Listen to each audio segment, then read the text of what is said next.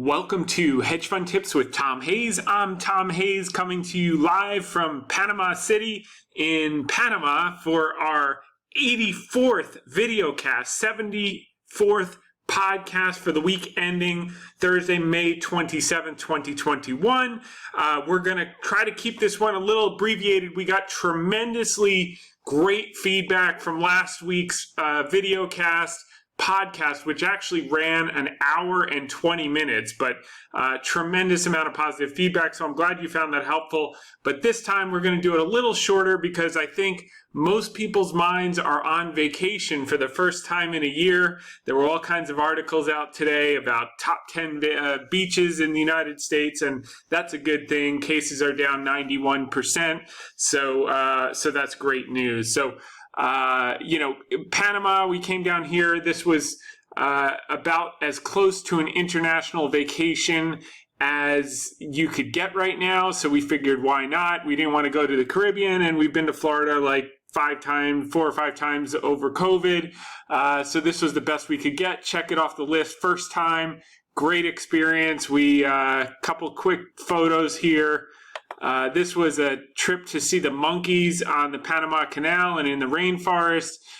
So you can see my wife is a little cut off here. They come right into the boat. Here we go, all 4 of them. And here's this little guy taking the peanuts from Annabelle and from me, and was really a fun time. This is at the marina. And then we had, and this is the city back here, which is pretty cool. We've got a view from one of these towers. We're on the 26th floor here at the Hilton, so it worked out great as a makeshift TV studio as well. We had the pleasure of, so certainly a great experience. Check it off the list. Will we be back? I'm not sure, but it was nice to see it once. Anyway, want to move down to our first, start with our media spots with Liz Clayman. We were on Tuesday, Fox Business, the Clayman Countdown. Thanks to Liz and Ellie Terrett for having me on. And her question was great. There was an upgrade on Shake Shack, which, by the way, is opening in Bryant Park. We have a place there, which is pretty exciting. So that'll be across the street. And she was asking, with the level of vaccinations where they are, these restaurant stocks are getting upgraded, et cetera. And my response was, the market is a discounting mechanism. So the restaurant groups as a whole have had a huge run in anticipation of where we are with the vaccines. Now, Shake Shack has had a recent minor pullback. Other high-quality franchises like Texas Roadhouse, which has a great prime rib, by the way, has had a recent pullback. So they could push higher, but by and large, that group has priced in a lot of good news. So she asked, where would we be looking for reopening plays? And what I said was I wanted to focus on 3 stocks where the good news was not yet fully priced in, where you could still have huge upside. And the first name I gave was Boeing. Boeing is still down, as of Tuesday, it was still down 45%. From its pre-pandemic high. There's the thesis is obviously a huge second half commercial aviation recovery. We've had a few days of greater than 1.85 million TSA pass-throughs. And you've got a duopoly between Airbus and Boeing as that demand comes back. The other interesting thing is that Boeing's going to have to take up their numbers because industry sources were quoted saying that Boeing internally has plans to deliver 41 737 MAXs per month by the fall of 2022. Right now, their public guidance is 31 a month by spring of next year. So that's a big difference. They're going to have to take up numbers dramatically in the second half, and the stock is going to start to reflect that. So that was the first one that was down 45% from pre-pandemic highs. The second one was Norwegian Cruise Lines. They're still down 50% from their pre-pandemic highs, maybe a bit less on both counts over the last few days. They've jumped quite a bit, but still have a lot to go. Their 2022 bookings are extremely strong. They start cruising in the U.S. in August, or August 7th, from Seattle to Alaska to fully vaccinated customers. So that's great. And then the third group, I think, is wholesale call on big pharma and some parts of big biotech, which we spent a lot of time on last week. And they all have lagged the general S&P 500 since last year because doctors' visits have been down, and a lot of this medicine is administered in person, number one, and the stuff that's not, usually you see your doctor to get the script in person before you get the script. So, all different types of companies will benefit from the renewal of doctor visits. Certainly elective surgeries are up, so like the Becton Dickinsons of the world will start to benefit. But the one we picked for the show was Novartis, which we've liked a lot. It had a bounce off that late February, early March article. Ran up for a few weeks. It's been going sideways for a few weeks. I think that's got another leg up, and that's going to benefit from the in-person doctor visits, the pent-up demand. They have a huge oncology portfolio, and they've got Entresto, the heart failure drug. It's up 45% year on year, and Cosentyx, the plaque psoriasis and arthritis drug. Those are growing like gangbusters. So those are the three names that we feel will benefit from the reopening, but have not fully discounted the upside that I believe is embedded over the next 6, 9, 12 months. So that was with Liz. Again, thanks to Liz and Ellie Terrett for having me on Fox Business. On Tuesday night, we had CGTN America with Elaine Reyes. Thanks to Elaine and Stephanie Savage for having me on for that. And that was really great because we've been spending a lot of time on Chinese stocks the last couple of weeks. They wanted to talk about live streaming, which is a component of these big platforms.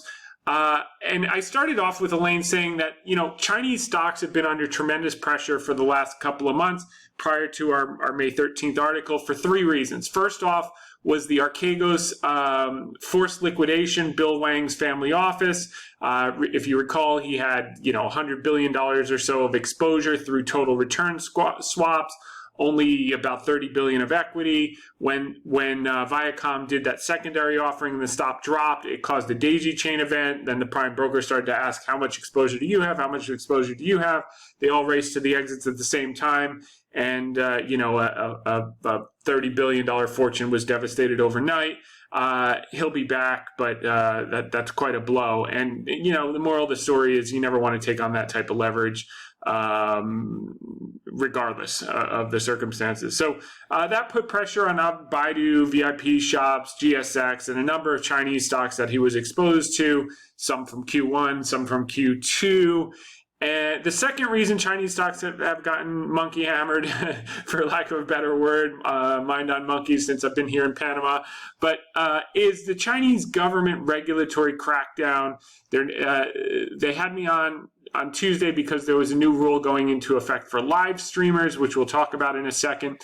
The $2.8 billion fine for Alibaba anti-monopoly practices, and crackdown on the education providers how much time they can spend, what they can charge, etc.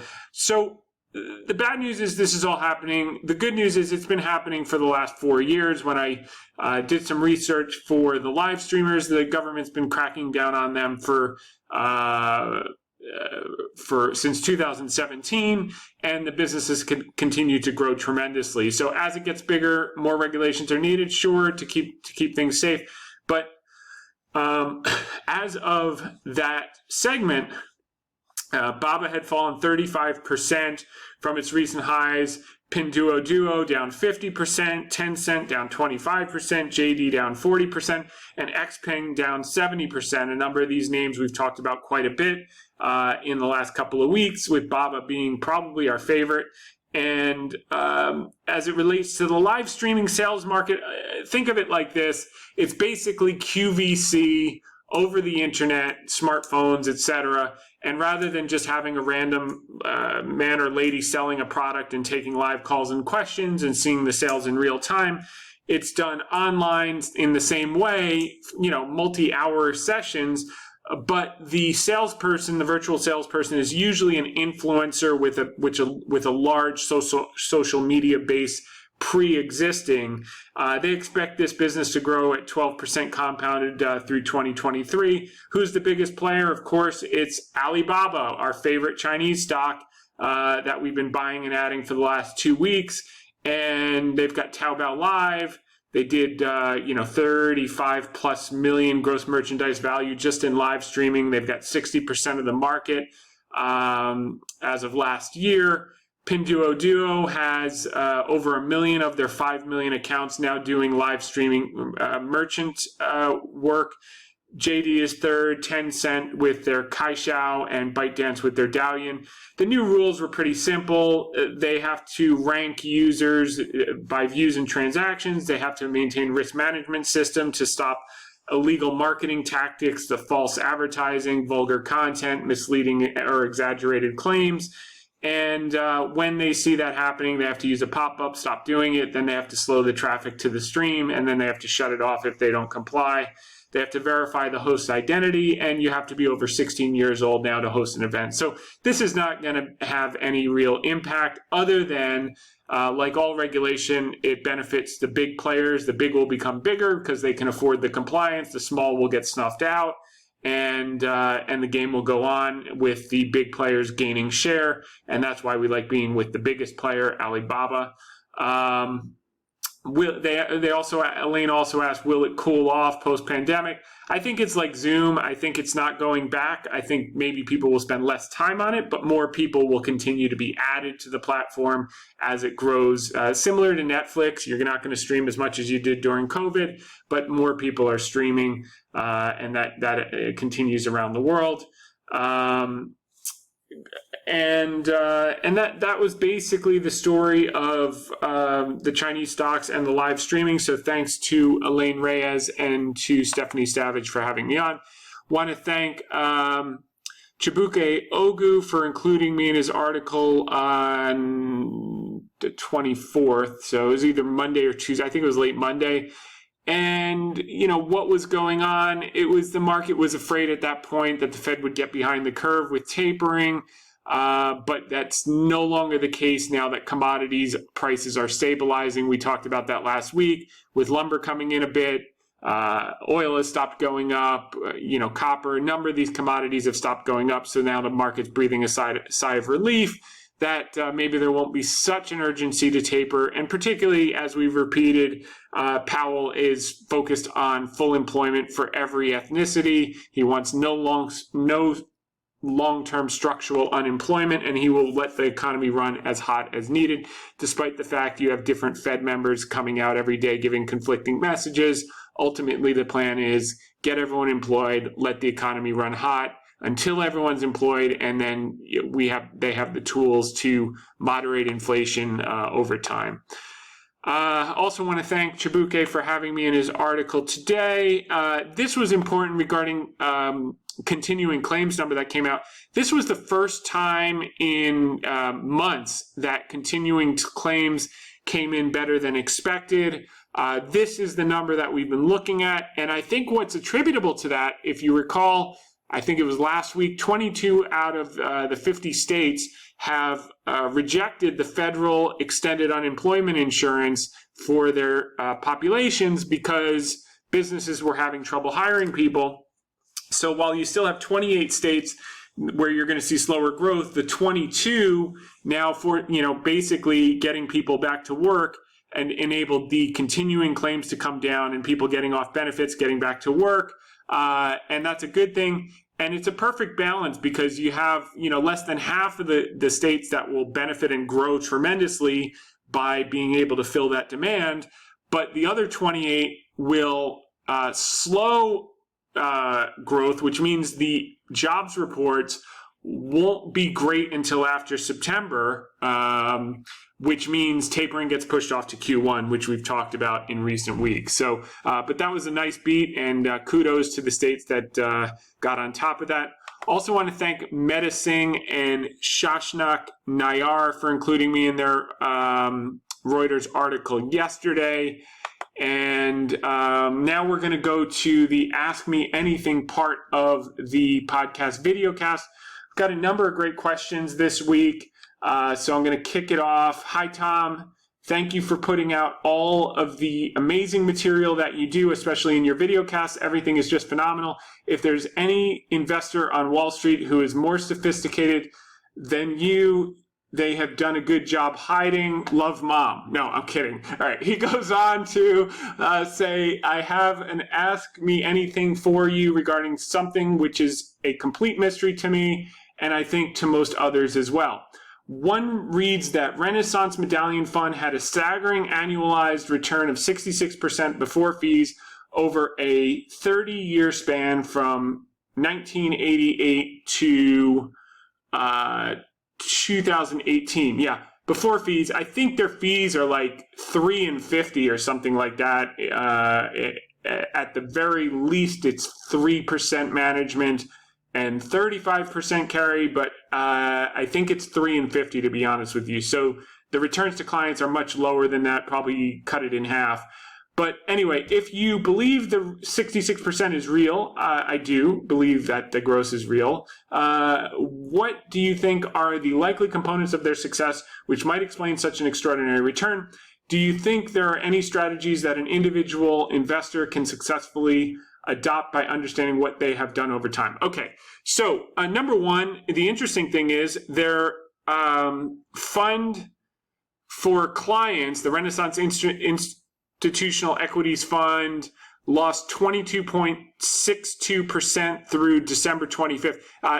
Full year, actually, they lost over 22% in 2020. So when you needed them the most, they weren't there.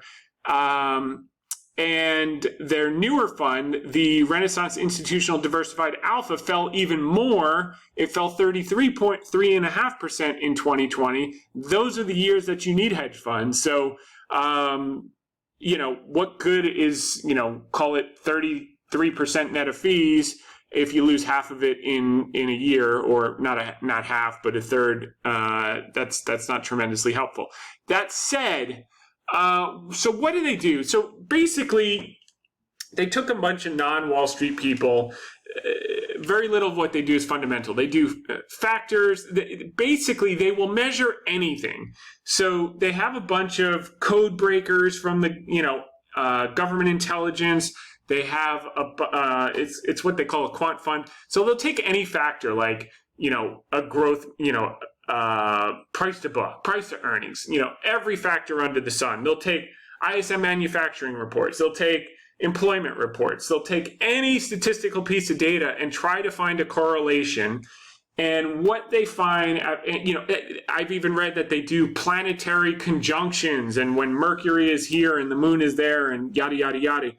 And if they find one little edge, basically all they're trying to do is run thousands and thousands of correlations, and on balance I think they found they were right 51% of the time, but that 51% was enough to generate those type of returns over time. So billions of dollars go into it, a few hundred PhDs, code breakers, cryptographers, and they're just running the data unbiased, objectively, any data set you could think of, like, cars in parking lots. It could be, again, planetary alignments. It could be magnetic forces. It could be ISM. It could be any and all. And the other thing that they found is even when they did get an edge for a little while, they burnt it out over 2 months. So they had to keep doing, and they're doing thousands of trades per day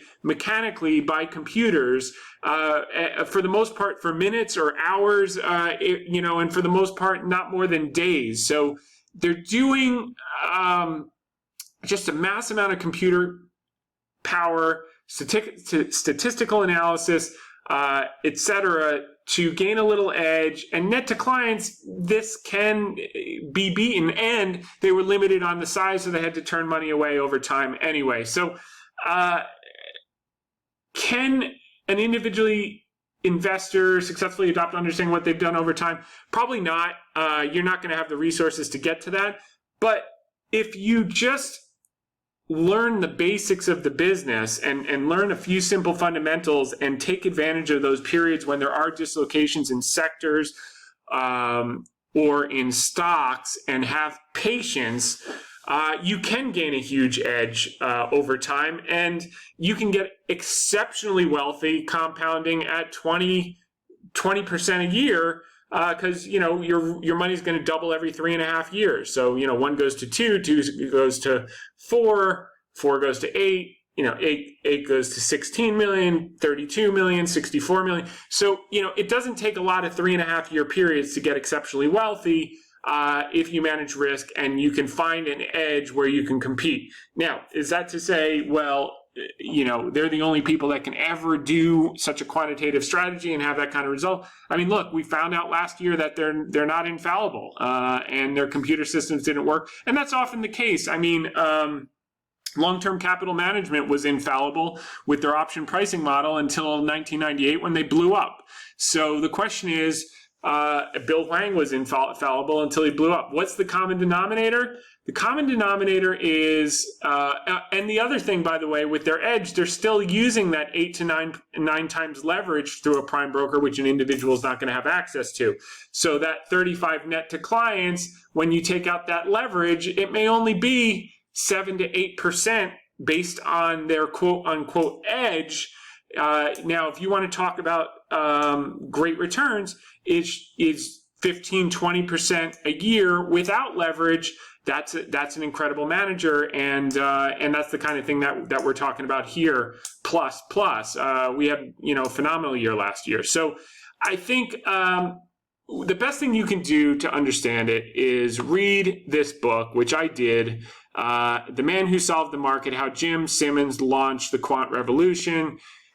You can read that. That'll give you an understanding. And then, with all of these things, if you're chasing the hottest strategy, you're usually in the rearview mirror, number one. And number two, you have to find something that suits your personality and your skill set. So what I do is a perfect fit for me. I can never do day trading, and most humans can't beat this type of machine apparatus that Renaissance had on a short-term basis. You're just going to lose your money. So I would say there is no way to have that edge unless you are incredibly financed, incredibly brilliant, and can attract many brilliant people, which Simmons could through his academic contacts because he had been a professor, et cetera, et cetera, et cetera. The other thing you said, I see some sources indicate that Renaissance spent tens of millions of dollars over the years in political donations and lobbying.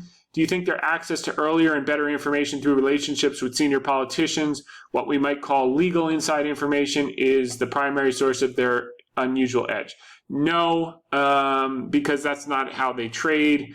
That's number one. Number two, it would not be legal for them because they're not protected like Congress people. They would be getting information from Congress people, and using it to profit would be insider trading, would be illegal, and they would be toast. So, Alan, I would, I think your question is right. I think you should read the book so you can see that it's probably not sustainable. It proved out last year it wasn't sustainable for them, but it's certainly not for a startup. And if you back out the leverage that's embedded in their fund, what I'm trying to get across is you could wake up and they could be the next long-term capital management, just like Bill Hwang, who's a great investor, blew a $30 billion fortune overnight because he was using similar type of leverage, 8 to 1, 9 to 1, whereas a retail investor can only use 1 to 1 and probably shouldn't use any in most cases. So there are many strategies that you don't need the computing power and you don't need the quote unquote edge with normal leverage to beat them on a pari passu leverage basis. You can blow the doors off of their performance. The difference is they're taking 8 or 9 times leverage, and they've been able to do that without blowing up because they think they have a good risk management, just as long-term capital management did. And that may well be the case, but very few people get to leave not on a stretcher using that level of leverage. So I guess my answer to you, Alan, is their returns, their gross returns are useless because it's what the client gets. So basically cut it in half. And then when you see that they're, whatever it is, 30, 35% and that excludes the huge drawdown where clients lost a third of their money last year. But then you back out the 9-to-1 leverage. What are they really generating? 3%, 5%? That tells me that they don't have a real edge. They just have leverage. But you have to dramatically respect what they've done. And they've been doing it for multi-decades. So they obviously have avoided blowing up, which means they either haven't, their greatest edge is probably using that amount of leverage with a risk management system that so far has not failed them, with the exception of last year. I would call that a failure last year, but they've got a lot of goodwill built up over multi-decades, in which case they live another day, and we'll see if they can continue with that type of leverage. Or if they learn from it and maybe they back down the leverage, and they've made enough money and they generate what their strategy can do on a cash basis, which is significantly lower than what you're seeing in the gross numbers. So I guess the summary of what I'm saying is it's not as it seems, but it's still unbelievable what they've been able to do to date. P.S. You're a gem of a person to share so much with all of us. Again, love, Mom. Now, that was from Alan. All right. Now, next question is from Dan. By the way, great question, Alan, and thanks for the kind words. It's nice to get feedback because certainly this is a decent-sized undertaking every week, and I enjoy doing it, and I'm glad people enjoy listening to it and watching it. Okay, next was from Daniel E. I think this was a comment on the YouTube video. Hi, Tom. I'm a new follower. I have a couple of questions. By the way, if you send an email for Ask Me Anything and you don't want your name used, just specify that. So if I get your full name and you don't specify that you don't want your full name used, I'll mention it, because some people, we got a lot of great people who listen to this, by the way. So some people do want their name, but if you don't, then just let me know and we'll do some type of abbreviation. But this one comes from Daniel E., new follower. A couple questions for the Ask Me Anything part of the podcast. I noted you like healthcare, but a related sector, biotech, recently had a significant correction. Do you see an opportunity in that sector? We spent a lot of time on that last week, so you can go back to that. I know the video was, again, an hour and 20 minutes, but you can fast forward till you see pictures of charts. We like a number of the biotechs here. Vertex, you can see here. We like that. We like BioMarin, Gilead, Biogen. Really just the big names that have been hit. So no big changes there. We still like big pharma here. They're taking a rest. Here's the Biogen. So Pfizer backed off a little bit. We think that'll rest for a couple weeks and then take another leg higher. Novartis, we've went over. Gilead again for the long term. These are all great opportunities. Short term, they might face some headwinds. Okay, your next question is, gold miners seem to be breaking out along with the price of gold. What are your thoughts on precious metals? I'm not a gold bug, and here's why. The simple math, people spend so much time thinking about the price of gold or the price of Bitcoin. Well, let's just keep it to the question. The price of gold. And here are the facts. Warren Buffett put in his annual letter, I think about 4 years ago.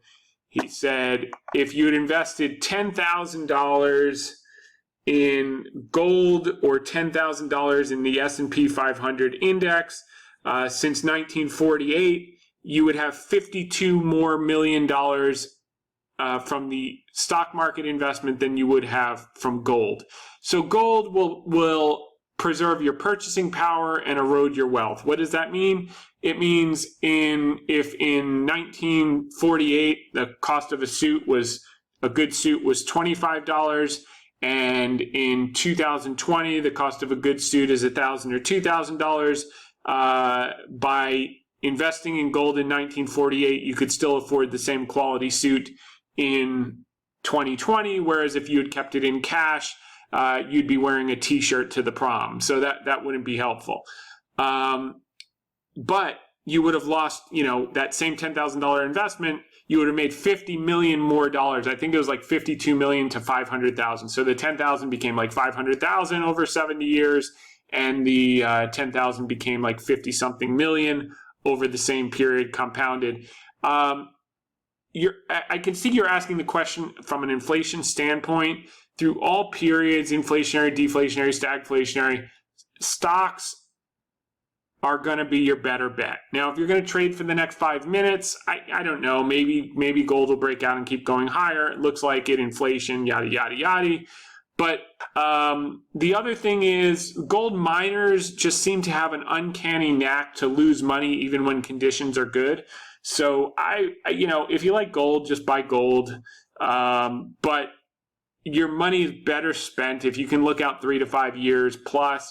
Just buy an S&P index fund. You're going to do much better regardless of the environment and whether you think you can predict inflation or not predict inflation. That's my best advice there. If you have to have it because you want it, a couple percent, 1-2% max, in my view.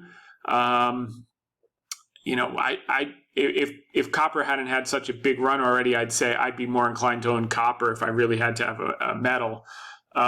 So the answer to your question, Daniel, is, I'm agnostic. It probably goes a little higher. If you want to play it, you're probably better off just owning the commodity or GLD because, you can see in this here, when gold goes down 50%, gold miners go down, 80 to 90% invariably. And then when gold goes up, it goes down more when the miners go down a lot more when it goes down, and they don't go up a lot more when it goes up. So it's asymmetry to the downside, and it's not my cup of tea.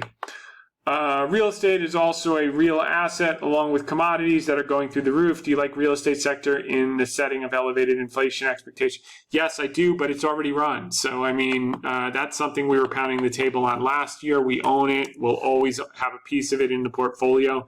But again, it's up huge already. So, you need a pretty big pullback to get me interested to put more new money to work. But yes, we have some exposure. We like it long term. And by the way, if you look over the last 40 years, REITs have actually outperformed the S&P. So it's always good to have a bit of that. But again, it's up a lot here. Wait for a pullback if you really want to get exposure. But if you're looking for an inflation hedge, just own stocks and don't worry about predicting inflation, because over the long term, it's not even comparable, the difference in wealth that you can create.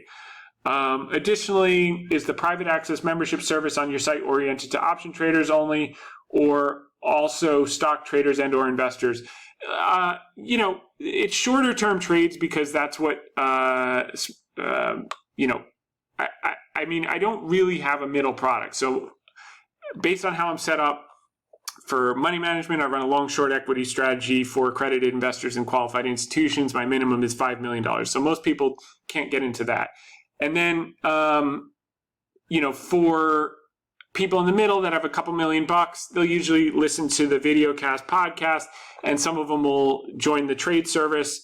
But usually with the smaller accounts, they want more instant gratification. So we do shorter term trades, few weeks to a couple of months, and you can trade those sector rotation, stock rotation. If you don't like options, we do a lot of in the money put spreads and call spreads. You can just buy the underlying stock and sell the underlying stock, or you could try it for a month and see if you like it. And then, or 3 weeks rather, and if you like it, continue, and if you don't. And that's that. But good question. And last but not least, I wanted to share this link to an article that goes along with one of your main investment themes. This is the article from S&P Global Market Intelligence, and this was a great article, Daniel. Thanks for sharing it. China tech stocks may recover as most regulatory risk priced in, analysts say. This hits the nail on the head of exactly what we've been discussing. It's a known that, government's cracking down. Everyone's like, don't touch them. I was on with a guest on Fox, and he's like, "Oh, you got to be careful with those Chinese stocks. You know, the government is cracking down." This is after the stocks are down 30 to 70%. You know, no kidding. So that's the opportunity, is when you're buying when everyone else is selling, and the bad news is largely priced in, which we believe it is. And this article hit the nail on the head. So Daniel, that was a great one. Thanks for your question. Moving along. John asks, John Weller, thanks again, and curious if you have an opinion on the ARK funds, as I see them as a proxy for tech. You know, it's interesting, based on what we've talked about with certain parts of tech being a buy in the last couple of weeks. The ARK funds have been, you know, taken out to the woodshed and shot. I think she was down peak to trough about 40% from her February highs. The thing that I don't love about the ARK funds is that, you know, with the exception of 2010 to 2020, buying stocks at 10 times sales has been a guaranteed way to lose all your money. It partially outperformed in the 10 years from 2010 to 2020 because of interest rates, because you know, long-dated earnings are more valuable when money costs nothing. So I guess in some sense it's a form of malinvestment.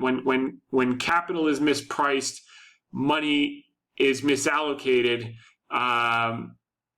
For every action, there's an equal and opposite reaction. And so my guess is, if you pulled her portfolio apart, and I guess you could probably Google and find this out in a minute. I didn't do it, but my guess is her portfolio is probably 15 to 20 times sales. I think that there's a higher likelihood of rates rising over the next 5 years than falling. And a portfolio that is trading at an average of 10 times sales, while it may have been useful from 2010 to 2020, I think it'll be less useful from 2020 to 2030. That said, I do like a number of the names that in her portfolio that have gotten monkey hammered, Panama reference, but I don't want to own all of them. So I don't want gross exposure to 15x. I could take my medicine on a few selective names trading at ridiculous multiples that are down 50, 60%, and I can just stomach it on the promise of future growth. And I think that those are going to bounce. The ARK fund probably will bounce, but I don't want to own everything she owns. I want to be very, very selective when I'm playing that high risk, high wire act of betting on future earnings and trading at multiples of sales. I can't, like, you know, we put 20% in Wells Fargo, biggest percentage ever in the portfolio in one name, but we could sleep well at night because we knew what we owned. It was easy. You know, it was trading at a huge discount to book. It did that 2 other times in its history, and that's easy. But these stocks, you know, if a stock that's 20 times sales misses estimates, you know, 1 or 2 quarters in a row, the thing goes down 70, 80%, and it's game over. So I don't mind buying those stocks after they're down 70, 80%. That's kind of interesting, but you still may have to wait, and they still may go down another 50% before they start to recover. But I don't want to own a huge basket of that and be exposed in that way. So the answer to your question is some components, yes. The instrument itself, not for me, but it could very well work. I wouldn't bet against her. That I would say for sure, but I don't want to have that factor. Full exposure to that factor in my book. I'd rather pick some of the key names that have those outlooks and be able to participate when growth gets its bounce. It's underperforming by 11%, the growth versus value this year, but I do think we're due for a seasonal bounce in selected sections of tech, which we've covered in recent weeks. So great question, John. And lastly, Zoo Rush. writes, I love your podcast, YouTube videos. I wanted to ask you what you think of GEO and CXW. Michael Burry has a large long on it. Okay, so Michael Burry's a smart guy, contrarian, got the housing crash right, got GameStop right. He sold too early, but he still made a huge bit. But he's also had Men's Warehouse and Jose Bank, and those went to zero. So I'm interested in these, but how I would manage my risk with both of these. Number one is you buy both. Number two, it's got to be a really small portion of your portfolio. If they work, they'll probably be 5x over the next few years. If they don't, they go to zero. But why are they down? Because of the change of administration. So they both do basically private management of prisons. And the Biden administration in January signed an executive order eliminating the federal use of privately operated criminal detention facilities. Specifically, the order instructs the Department of Justice not to renew any contracts with privately owned prison. The Department of Justice has two agencies that contract with CoreCivic and the Bureau of Prisons and the U.S. Marshal Service. Bureau of Prisons accounted for about 2% of the company's sales in 2020. And luckily it just renewed the CoreCivic contract through November 2022, 8 contracts with the U.S. Marshal Service, 6 which expire over the next several years. Unfortunately, the U.S. Marshal Service represents 21% of total sales. So look, this stock, CoreCivic, for instance, is down 75, 80%. On the expectations that revenue is going to decline 20%. So you could say it's overshot to the downside, but you have to be sure that that 80% is good. Also, they have balance sheet risk. Look, it's probably not as bad as advertised. I think this type of thing is a good punt. Would I ever put, make it a 3% or 5% position in a portfolio? I doubt it.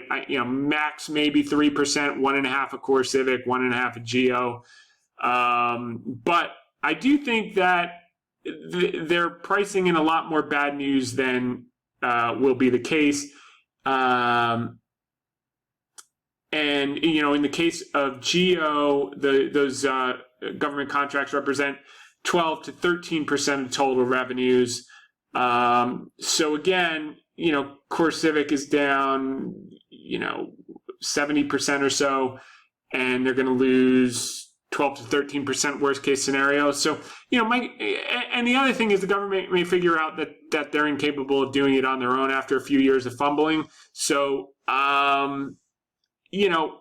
I like it as a punt. I think it's a clever thing, but, you're going to manage the risk. If you think you're going to buy it at $8 and put a $7 stop loss, that's just dumb. I mean, it's not dumb, but I mean, it's a useless way to think about it. It's like, risk 1.5% of your equity if you like the ideas and you've done enough research to make you content. And maybe that 1.5% over the next 3 years grows to, 7 or 8% because there's too much bad news and goes back to recover. And I think that's a reasonable way to think about it. Again, disclaimer, everything is opinion, not advice. Go to hedgefundtips.com, click on terms, and that's that. I don't know your situation. Talk with your financial advisor. But I think this is a great question. I think the way you manage it is with your sizing, and hope you find that helpful. So great questions on the AMA this week. Now, moving right along, we have a couple of things. I thought this was useful. Ryan Dietrich over at LPL put this out. Today was the 100th trading day of the year, when the S&P is up 10% year to date on day 100. The rest of the year historically does very well, higher 84% of the time and up another 8.6% on average, both well above what the average year does.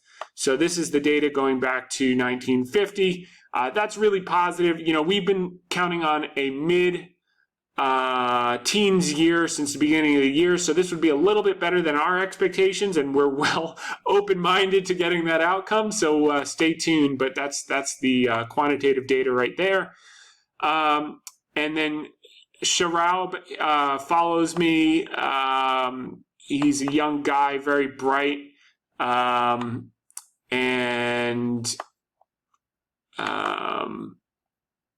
so that's his profile, and he sent along this article for the from Macro Charts. This is one of the ones that we post.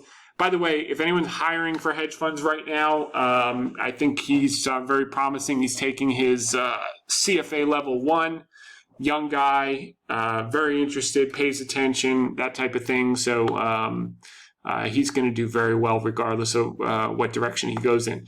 All right, moving along. So this is the tweet from Macro Charts.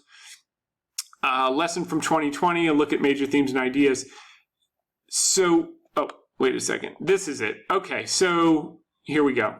This is related to what we've been saying about tech being due for a bounce. The May 13th article we put out with 10 indicators. And he said, 1/3 of NASDAQ stocks have triggered buy signals, the most since March of 2020, which was the low, if you remember from our Market Watch article. Most spikes of this magnitude led to bottoms or big rally extensions, a textbook bull market response after sentiment capitulation, which has certainly been the case on tech. Follow the trend, and it just shows this is the strongest percent of stocks with moving average convergence divergence buy signals, which is just a technical indicator. You can see how that worked here and here and here and here and here. So, this is projected to be an extension. I think that's going to prove to be accurate. It's just one more way to look at what we've been talking about the last couple of weeks. Splunk, I put this article out today in the 10 key reads. 4 red-hot IT giants may have huge upside potential. Bank of America put out this note, and here's what they had to say about Splunk, which is one of our favorite SaaS stocks we've been buying down at these levels. It started to bounce the last few days. Provides software platform for collecting, storing, indexing, searching, and analyzing machine-generated data. Splunk is potentially applicable and disruptive in several market segments. IT operations, security and compliance, and business intelligence. These segments are collectively worth $28 billion today. Wall Street analysts agree the company offers the de facto standard for security information and even event management. This is an area heavily focused in the Biden executive order. Splunk also offers orchestration solutions for security operations, a fast emerging category of products. The research report noted this, quote, partners suggest healthy new activity, upsells in the first quarter with the cloud driving customer conversations and good initial observability feedback. We expect first quarter cloud annual recurring revenue and total ARR upside to 85% year on year and 39% versus R and the consensus 82 and 37%. Reaffirm buy top pick our price objective with shares trading at 6.3 times 2022 revenue. Believe the risk reward is attractive. BOA has a $180 price target, and which is lower than the 189.69 consensus target.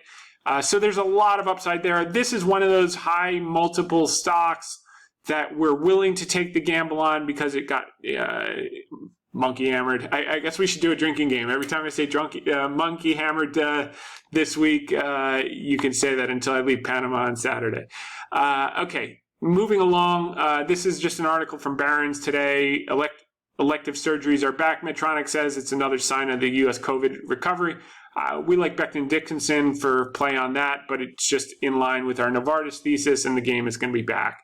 Airbus increases A320 jet production as aerospace giant signals recovery. It's a duopoly, and that's going to confirm the numbers that we talked about, the 41 versus 31, which means Boeing's going to have to take up their numbers huge, and the stock is still undervalued, and we've been talking about that for a few weeks. Pinduoduo is a bet on Chinese continued growth. This came out today as well. This is just in that whole basket of, Baba, Baidu, that got hit. We went over the reasons why they got hit. And they acknowledge, okay, so Pinduoduo's name is a play on the Chinese characters for together and more in the company's marketing materials. Okay, where was that note? That was, Okay. Uses technology. Okay. In U.S. and Europe, investors are comfortable enough with government intervention in financial markets that many now believe central banks protect the stock market against declines, yet this comfort with government intervention disintegrates in China. International investors generally don't understand or trust China's leadership, despite China's profound economic success. Chinese e-commerce company experiencing extraordinary growth. So the point is, they're acknowledging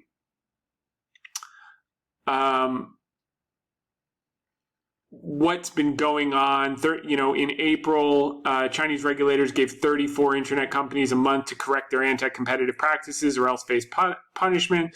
The move startled investors and introduced another hard-to-quantify investment risk. But this is known. It's now priced in. They are complying with the government regulations, and these big platforms are going to just soar. So again, our favorite is Baba, of course, but I think there's, you could buy a basket of them, and we'll take a look at that. As a matter of fact, okay, so yeah, here are the Chinese stocks, by the way, just to give you an idea of what's starting to happen. We put out that article 2 weeks ago. You can see this red bar on IQ. It's starting to recover. Lee, we talked about. It's just completely inflecting here. NEO, we don't have any, but that's inflecting. XPEV, right here, another Chinese car EV maker, inflected to the week. This is a weekly charts. Baba, okay, so it's been sideways, but it closed on a green bar. Well, it didn't close next week.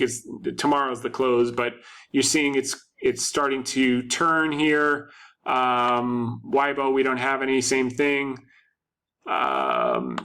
But you can see these things are starting to, Baidu a little bit, starting to turn from red candles to green, and they've priced in a lot of that bad news that's known. That's the key thing. It's already known. There's no edge saying the Chinese government is cracking down. They've been cracking down for they've been cracking down for decades, but in particular the last 5 years, and it's incremental, and at the margins, it benefits the larger players to wind up getting more share anyway.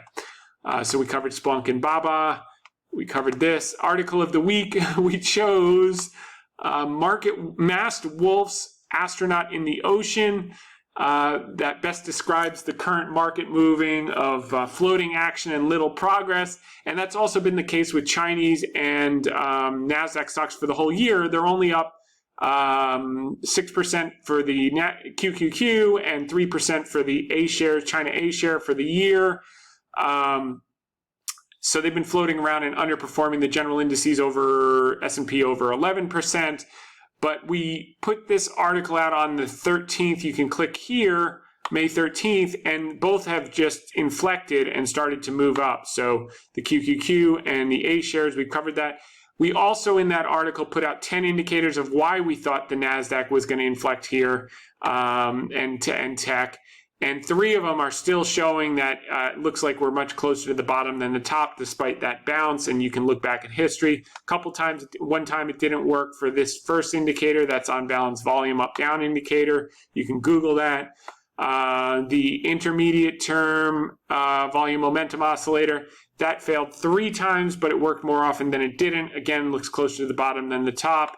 And then the NASDAQ McClellan looks like it's turning here. So that's just helpful. We covered the media spots.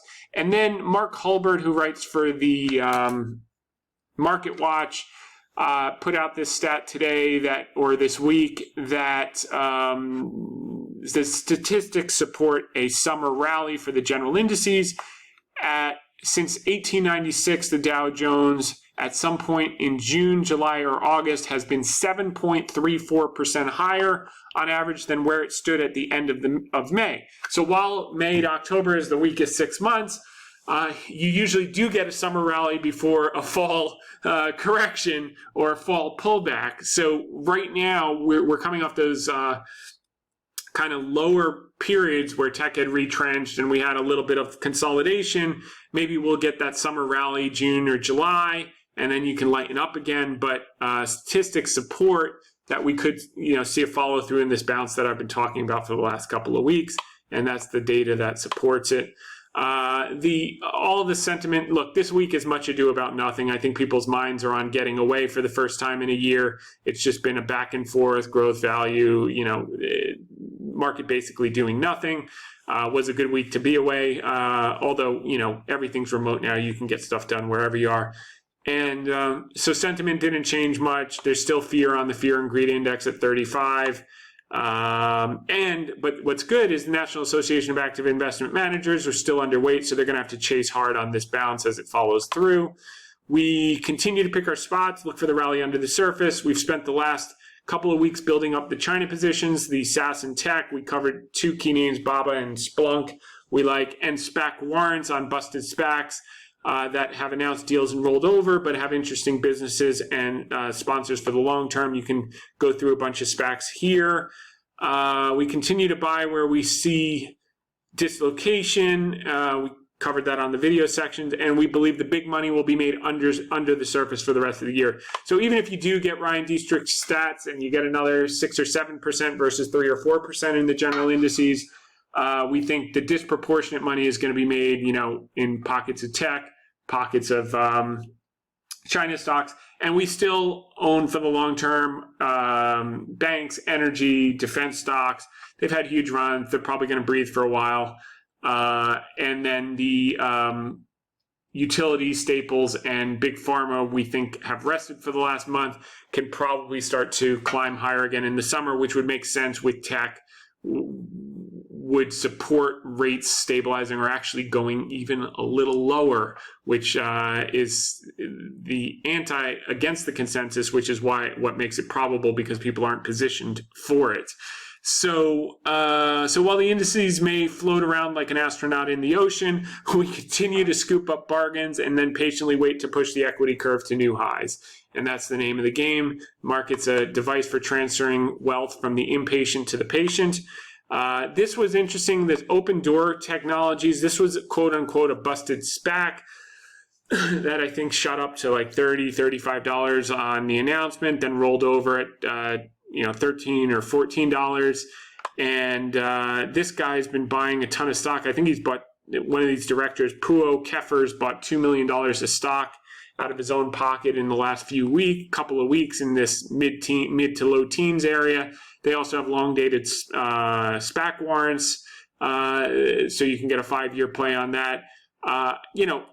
It's just an example of many of these companies that shot up and have rolled over, and now you're seeing insider buying. You're seeing it start to settle, and some of these can reverse, and you can get huge leverage and quantify your risk with some of these warrants that people have forgotten about.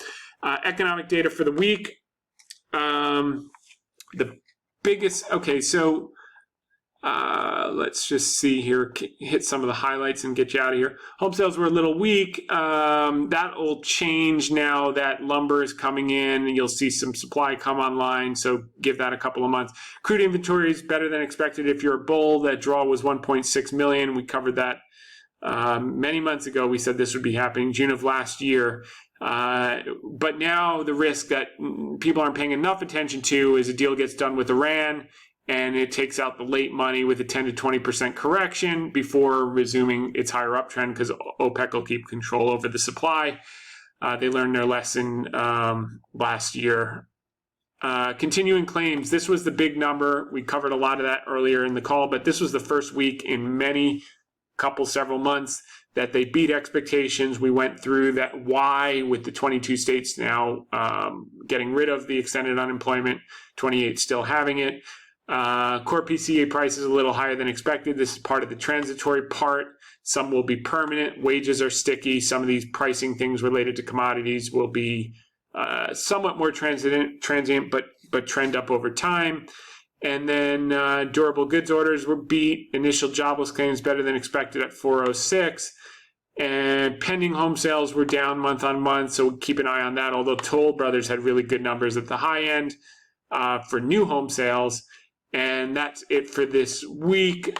Just looking at the expected earnings growth for 21 and 22, the top three, the sectors that will have higher earnings growth than the S&P 500 this year: financials, materials, consumer discretionary industrials and energy, which was our thesis last year and has proven out this year. Next year, energy is also going to be in the top 5, followed by discretionary materials, communication services, and they don't have the S&P. S&P will be 11 and 8. So communication service, infotech, and industrials. So we'll probably start to price in some of this over the summer when tech gets a bounce. So that's something to keep an eye on, as they are expected to grow more than the S&P 500, whereas they've not been performing this year because they have grown at a slower pace than the S&P 500 despite having a higher multiple. And that was part of our thesis last year, which we've covered many times on the podcast VideoCast. So with that said, I want to thank you for listening in. Thank you for the great questions. And we'll be back next week. In the meantime, make it a great one. Take care, everyone.